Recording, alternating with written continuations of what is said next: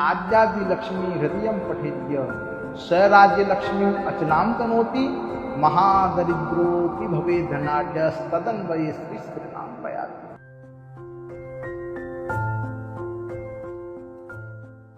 राधे राधे।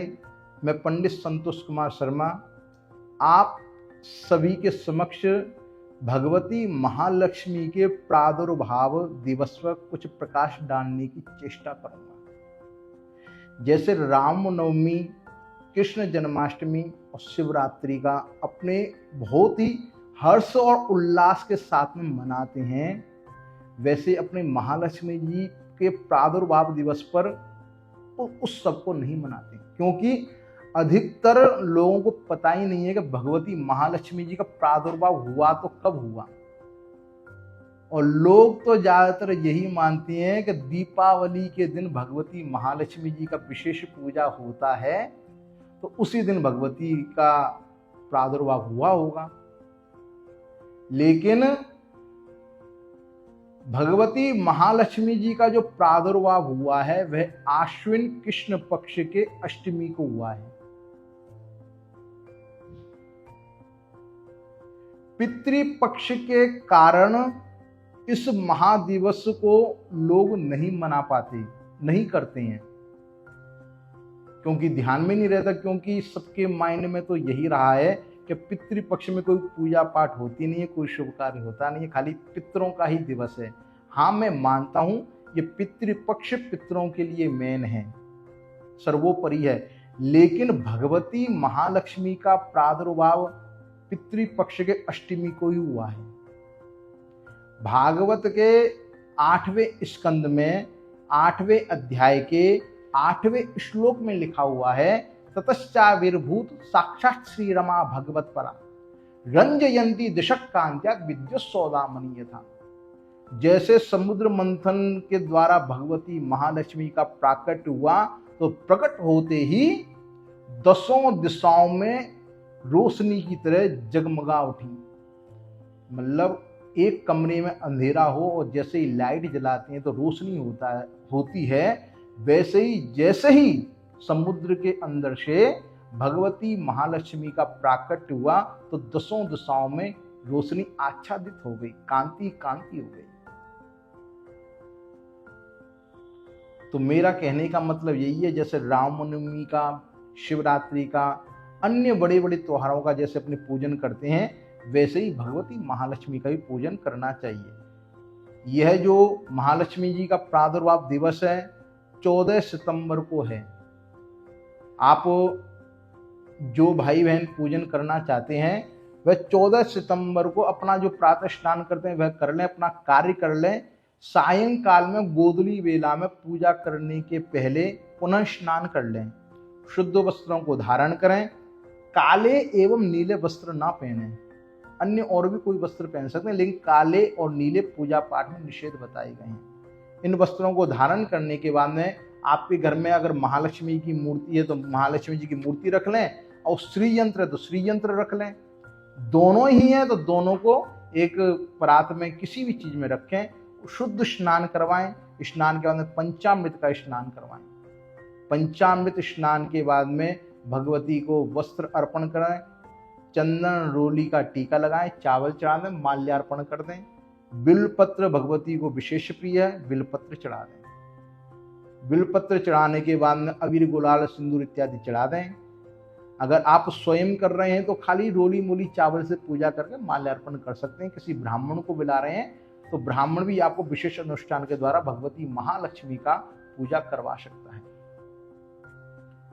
चंदन का इत्र लगाएंगे तो धन की वृद्धि होगी, और कदम का और केवड़ा का इत्र लगाएंगे तो मन की मनोकामना पूर्ण होगी। तो श्री यंत्र और महालक्ष्मी जी को यह कोई भी इत्र आप लगा सकते हैं। इत्र लगाने के बाद में भगवती को धूप दीप दिखाकर विशेष भोग लगाना है। कोई भी मिठाई आप मिठाई दुकान से लाकर लगा सकते हैं, लेकिन घर में आप खीर अवश्य बनाएं। खीर में थोड़ा केसर डाल दें, क्योंकि वाइट सफेद नहीं पीत युक्त होनी चाहिए, जो केसर के द्वारा हो सकती है। तो भगवती को विशेष खीर का भोग लगाएं।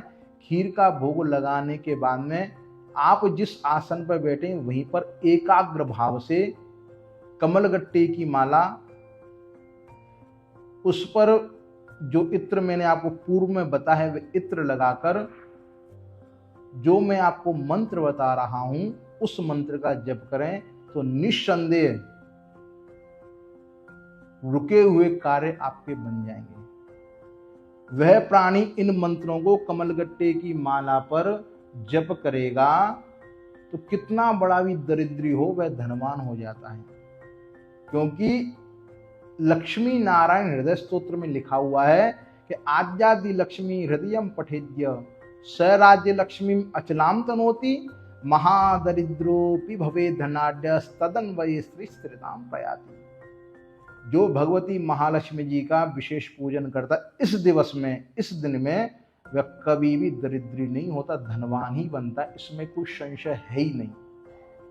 तो मंत्र क्या है, आप ध्यान से मंत्रों को सुने, एक कॉपी कलम साथ में ले लें, जो मैं मंत्र बता रहा हूं उसको आप लिख लें। क्या है? ओम श्रीम ह्रीम ऐं महालक्ष्मी कमलधारिण्यै सिंहवाहिन्यै स्वाहा।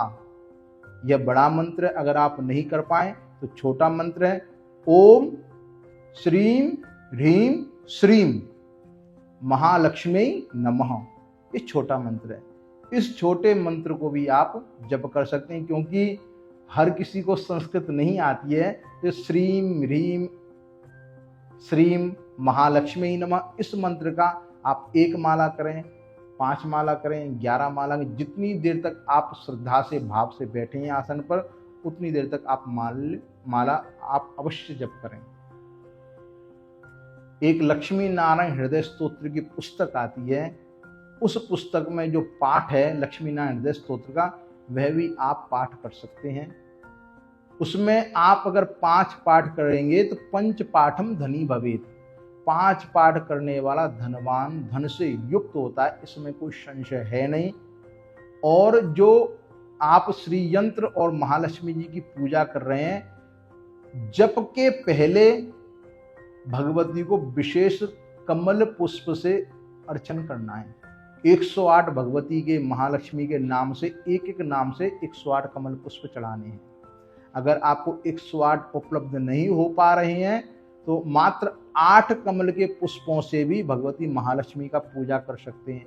अगर कमल पुष्प भी आपके पास में उपलब्ध नहीं हो पा रहे हैं तो गुलाब पुष्पों से भी भगवती की अर्चना आप कर सकते हैं। जो 8 प्रकार की लक्ष्मी, अगर 108 नहीं है, 8 ही आपके पास में पुष्प हैं, तो एक एक नाम बोलकर भगवती महालक्ष्मी को अर्पण करें। ओम आद्य लक्ष्मी नमः, ओम विद्या लक्ष्मी नमः, ओम सौभाग्य लक्ष्मी नमः, ओम अमृत लक्ष्मी नमः, ओम कमलायै नमः, ओम सत्य लक्ष्मी नमः, ओम भोग लक्ष्मी नमः, ओम योग लक्ष्मी नमः।